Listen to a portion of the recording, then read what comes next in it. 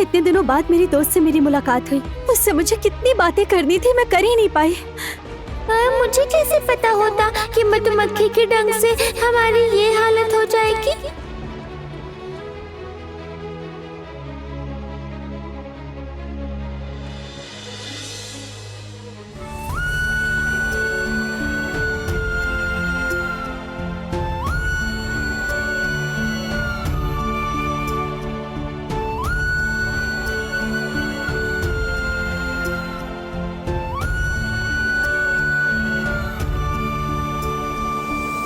रूप, तुझसे मिलने के लिए मैं भी पता नहीं कितनी बेचैन थी रे। कहाँ कहाँ नहीं ढूंढा मैंने तुझे, लेकिन किस्मत तो देख, बात भी नहीं कर पा रही हूँ। कैसे बताऊँ कि कैसे हम यहाँ पहुंचे, कैसे रूपनगर के बाहर आए। मैं जानती हूँ अरु, तो मुझे बहुत कुछ बताना चाहती है। मैं भी तुझसे बहुत कुछ कहना चाहती हूँ। कैसे राजप्रसाद से निकली और कैसे यहाँ तक पहुंची, सब कुछ जानती है रूप, आज मैं तेरे सामने खड़ी हूँ तो सिर्फ इस इंसान की वजह से।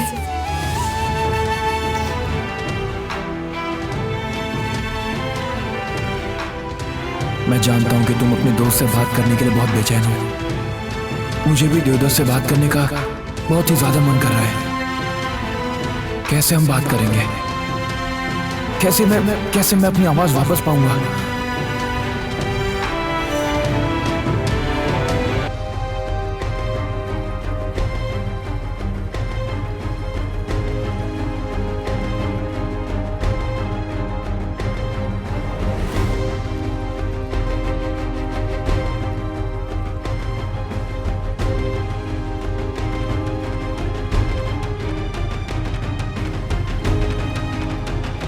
ये क्या, कितनी देर से मैं ऐसे बेहोश पड़ी हूँ। भीगे कपड़े भी सूख गए हैं। अभिराज, अभिराज, अभिराज, अभिराज, अभिराज, अभिराज। सांस तो चल रही है। ओ, अभिराज, अभिराज आंखें खोलो। अभिराज, अभिराज, अभिराज, अरे बाप रे बाप, तुमने सीने पर इतनी जोर से दबाया कि मेरी हड्डियां टूट जाती। तुम्हारे हाथ में जब इतना जोर है तो हथियार की क्या जरूरत है? तुम्हारा तो हाथ ही बहुत मजबूत है। देखो सुनो, तुम इतना उल्टा सीधा क्यों बोल रहे हो? मैं तुम्हें बार बार कह रही हूँ कि मुझे रूपमती के पास जाना है, मुझे रूपनगर लौटना ही है। तुम होके सुनते ही नहीं हो। अगर तुम्हारी बात मानकर मैं सातवीं नदी में छलांग न लगाती तो अब तक मैं रूपमती के पास कब की पहुँच गई होती। देखो, राजकुमारी के पास पहुंचती या नहीं ये तो नहीं जानता, लेकिन खुशखुशू की नजर में जरूर आ जाती। और वैसे भी नदी में कूदकर आपको खुशखुशू से बचाया, ये तो आपने एक बार भी नहीं कहा। सुनो, तुम्हारी तरह मैं अपनी जान की परवाह नहीं करती हूँ। मैं तुम्हें कितनी बार ये बात कह चुकी हूँ कि मुझे रूपमती के पास पहुँचना ही होगा, पहुँचना ही होगा। तुम्हारी तरह डरपोक नहीं हूँ मैं। ये खुशखुशों के डर से अपने दोस्त को छोड़कर भाग जाऊं। नहीं नहीं, आप कितनी बहादुर हैं ये मैं अब तक समझ गया हूं, लेकिन गलत रास्ते पर चलेंगी तो राजकुमारी को पाएंगी या नहीं ये तो नहीं पता, लेकिन खुशखुशों के पेट में जरूर चली जाएंगी। कौन जानता था कि इस तरह रूपनगर के बाहर राजकुमारी मिल जाएंगी और साथ में देवदत्त भी होगा। देवदत्त ने राजकुमारी को सुरक्षित रखा है, ये देखकर अरुंधति को जरूरी सुकून मिला होगा।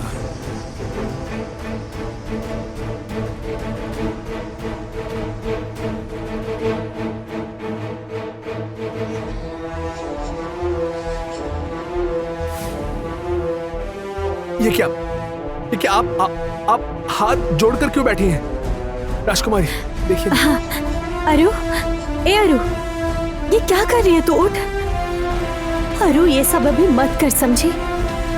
उससे पहले तुम लोग कैसे दोबारा बात कर पाओगे, उसका कोई ना कोई उपाय निकालना होगा।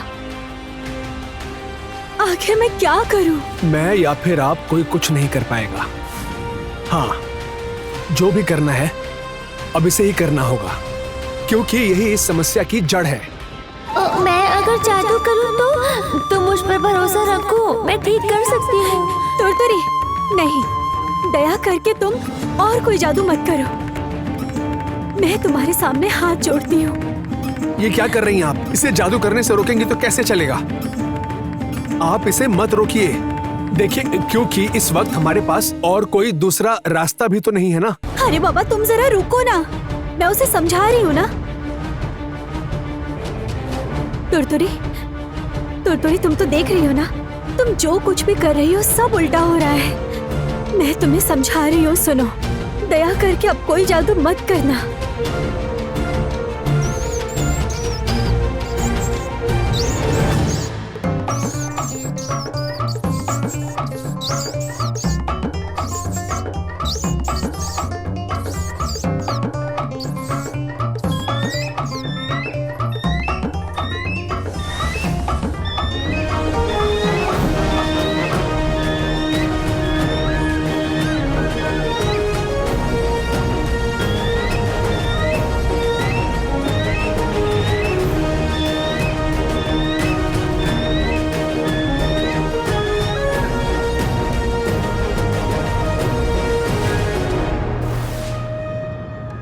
रुको रुको, इससे आगे आप जा नहीं सकती। खुनखुनी बुढ़िया ने लौ नगर की रक्षा के लिए चारों तरफ एक सुरक्षा कवच बना रखा है। वो देखो, उस घेरे के अंदर जब तक बूढ़ी रहेगी, आप चाह कर भी उसका कुछ नहीं बिगाड़ सकती। हमला तो बहुत दूर की बात है।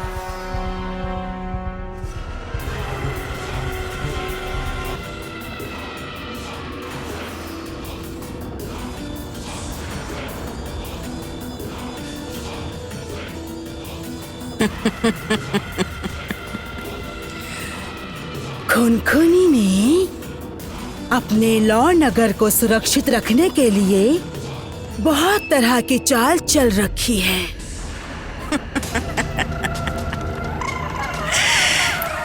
लेकिन आज ही उसका मेरे हाथों से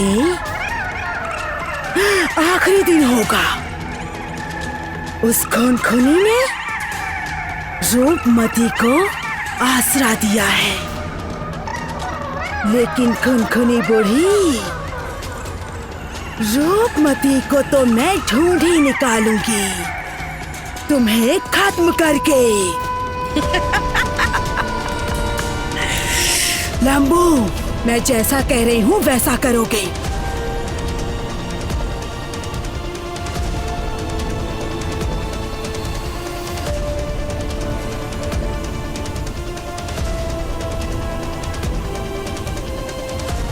समझ गए? जाओ।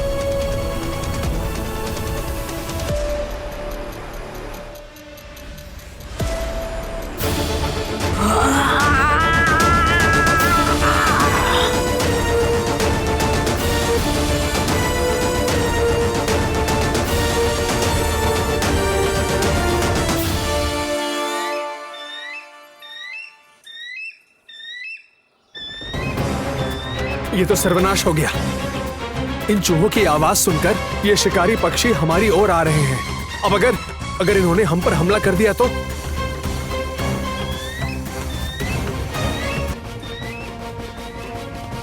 नहीं, अब और प्रतीक्षा नहीं कर सकते। मेरी बात सुनो, तुम जादू करके इन्हें इंसानों की आवाज वापस लौटा दो। क्या कह रहे हो तुम? अरे आप चुप रहिए, अभी हमारे पास और कोई उपाय भी नहीं है। तुम क्या कर रही हो? अपना जादू दिखाओ। तुरतुरी, बिल्कुल भी नहीं। तुम और कुछ नहीं करोगी। तुम फिर से जादू करके कोई ना कोई गड़बड़ कर दोगी। तुम खबरदार, और कुछ नहीं करोगी। देखिए, आप मेरी तुम रुको।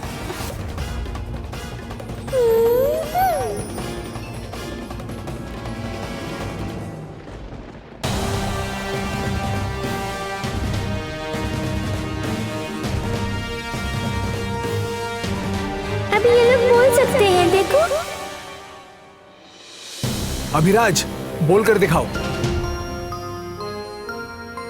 औरू, ए औरू, कुछ बोल के दिखा।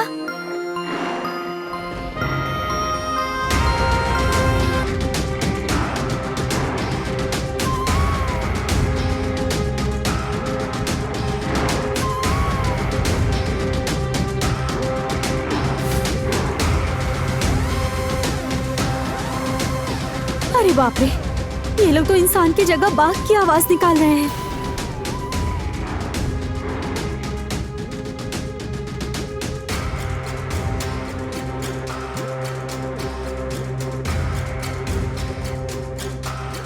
कमाल कर दिया तुमने, वाह।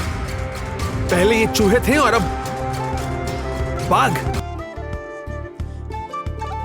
तुम्हारा कोई जवाब ही नहीं है। तुरतुरी, तुम ये सब क्या कर रही हो?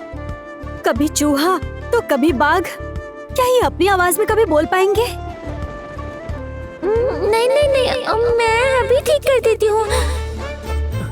बाघ बाघ मनुष्य बन जा, मनुष्य।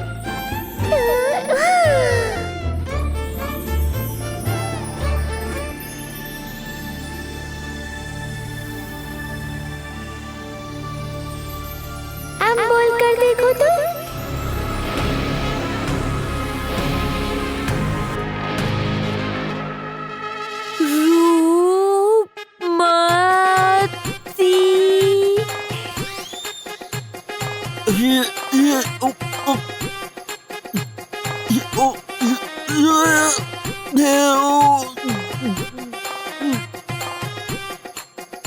अभी है क्या? कैसे टूटी फूटी आवाज है?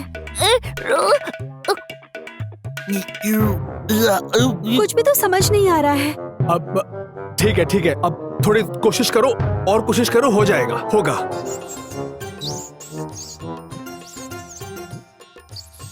तुरतुरी, ये क्या हो रहा है? ये तो फिर से चूहे की आवाज निकाल रहे हैं। तुम क्या कर रही हो? तुम्हारा जादू काम ही नहीं कर रहा है, ठीक से करो ना। बिल्कुल नहीं। तुरतुरी, मैंने तुम्हें मना किया है। तुमने जो तमाशा किया है, अब तुम्हें जादू करने की जरूरत नहीं है। तुम्हारा जादुई डंडा अब मेरे पास रहेगा। क्या कर रही हो तुम? ये क्या कर रही हो? ऐसे मत करो।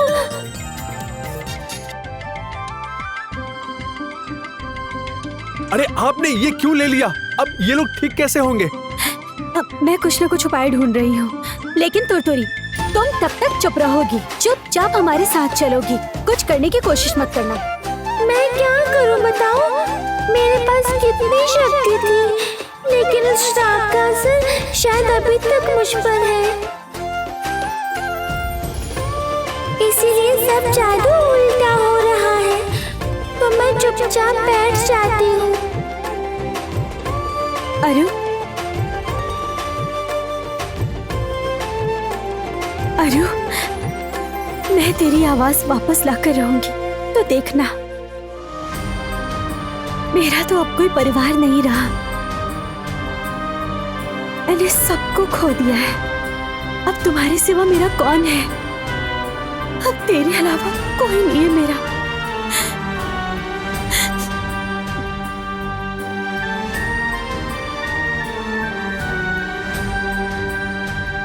क्या कह रही हो अरु? क्या कह रही है? हाँ, मैं सब कुछ जानती हूँ। मैं जानती हूँ जोटिला ने मेरे बाबा को मार दिया है।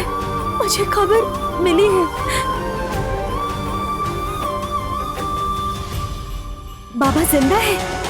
तू क्या कह रही है अरु? बाबा जिंदा है? तू कहना क्या चाहती है? बोल अरु। क्या बोल रही है अरु? बोल ना। इसका मतलब बाबा से। रूप, मैं तुझे कैसे समझाऊं?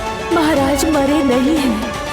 वो जीवन और मृत्यु के बीच में खड़े होकर वो पत्थर बन गए हैं। छोटी राजमाता की क्या हालत है, राज्यवासियों की क्या दुर्दशा है, मैं तुझे कुछ भी बता नहीं पा रही हूँ। अगर ये लोग नहीं बोल पाए तो आपको कुछ भी पता नहीं चल पाएगा राजकुमारी। सच में अब और इंतजार करना बिल्कुल सही नहीं होगा। जब इनकी आवाज वापस आएगी तभी मैं असली सच्चाई जान पाऊंगी, जो सिर्फ ये लोग जानते हैं। चलो देखते हैं क्या किया जा सकता है। चलो अरु। क्या सोचा था हम चले गए और तुम लोग मौका पाकर भाग जाओगे? जब तक तुम हमारा घर वापस नहीं बनाओगे तब तक तुम्हें भी छुटकारा नहीं मिलेगा। नहीं नहीं, विश्वास करो, हम लोग भाग नहीं रहे थे, नहीं भाग रहे थे। असल में इतनी परेशानी में पड़ गए थे कि तुम्हारी बात लगभग भूल ही गए। लेकिन तुम लोग चिंता मत करो, तुम लोग चिंता मत करो, मैं तुम लोगों को घर बना कर दूंगी। थोड़ा इंतजार करो, मैं तुम्हें जरूर घर बना कर दूंगी। बिल्कुल भी नहीं, अभी के अभी हमारा घर बनाओ, नहीं तो डंक मार मार कर तुम्हें छलनी कर देंगे। अभी? अच्छा ठीक है, मैं अभी तुम्हारा घर बना देती हूँ। अरु, अरु, तू चल तो मेरे साथ, और तुम लोग भी आओ। हम लोगों को अभी लकड़ी, पत्ते सब कुछ इकट्ठा करना होगा। चलो। रुकिए रुकिए रुकिए रुकिए, रुक जाइए। ये क्या कर रही हैं आप? मधुमक्खियों का घर इतनी आसानी से कैसे बना देंगी आप? क्या बोल रही हैं आप? बिल्कुल नहीं, तुम अब एक शब्द नहीं बोलोगे। मैं अब किसी की भी नहीं सुनूंगी। अब हमें जितनी जल्दी हो सके इनका घर बनाकर यहाँ से निकलना होगा।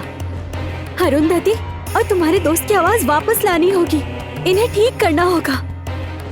अरु, अरु आ तो मेरे साथ। तो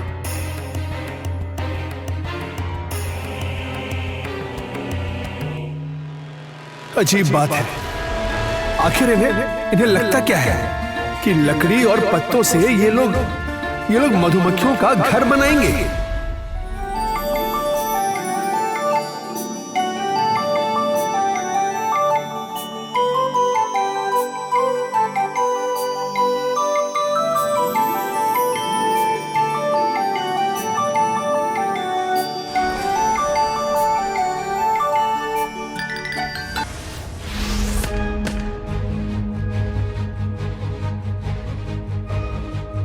क्या तू अकेला संभाल पाएगा? गुरगुरु को संग्राम में भेजकर तू अकेला पहरा दे पाएगा? अगर कोई मुसीबत आ गई तो? गुरगुरा खुद को ही नहीं संभाल पाता, मेरी मदद करेगा तो काम उल्टा ही हो जाएगा। आज पूर्णिमा का चांद भी ठीक से दिखाई नहीं दे रहा है।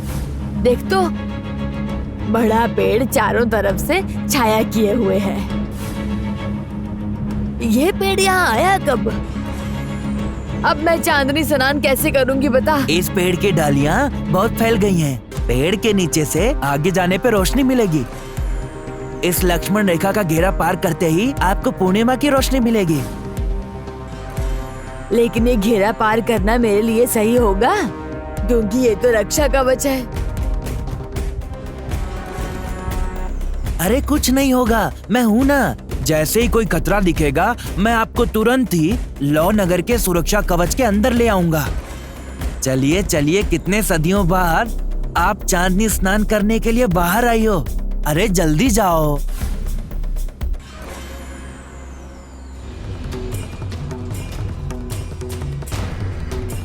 आओ खुनखुनी, बस कुछ कदम और, फिर तुम अपना सुरक्षा घेरा पार कर लोगी और मैं तुम्हें हमेशा के लिए सुला दूंगी आराम से।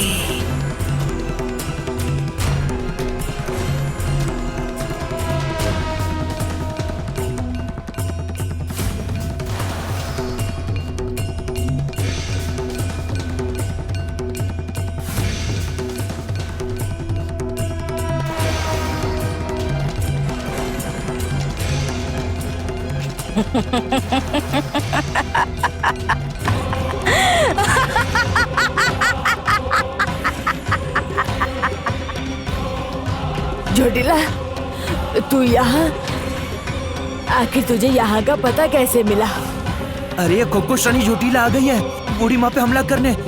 ओ बूढ़ी माँ, जल्दी चलो, जल्दी।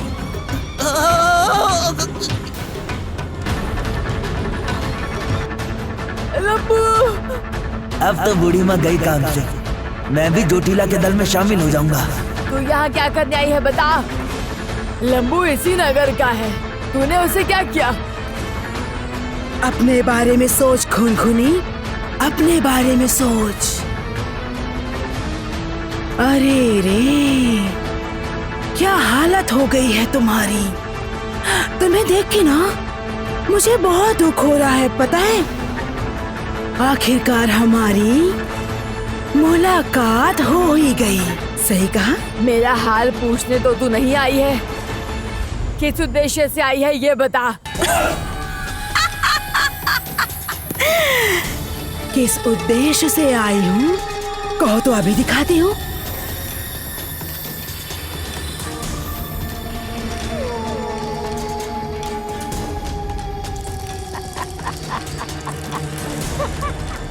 डर तो तुझे अभी भी है, तभी तो इतने सालों बाद मेरा हाल जानने आई है तू अच्छे से जानती है तेरे सारे राज। अगर कोई जानता है तो वो सिर्फ मैं हूँ। खुनखुने बूढ़ी, तेरा अंत अगर कोई कर सकता है तो वो मैं हूँ।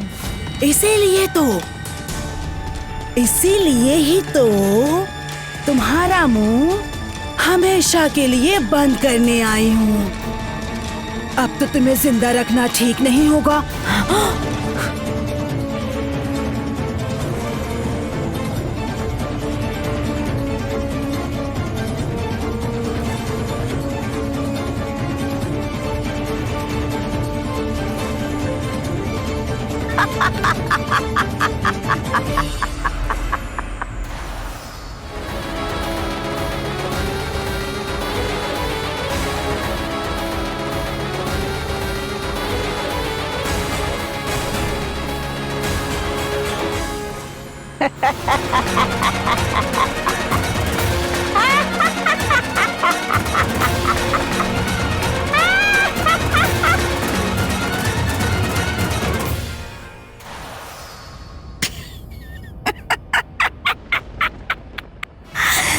मुझे मारोगी?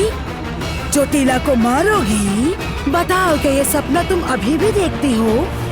उम्र के साथ साथ लगता है दिमाग भी काम करना बंद कर दिया है। अरे तू मुझे क्या मार पाएगी?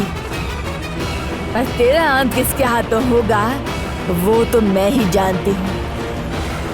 उससे मैं तेरे सामने जरूर लेकर आऊंगी। अब ये जिम्मेदारी मेरी है कि तेरे सारे पापों का अंत उसी के हाथों होगा।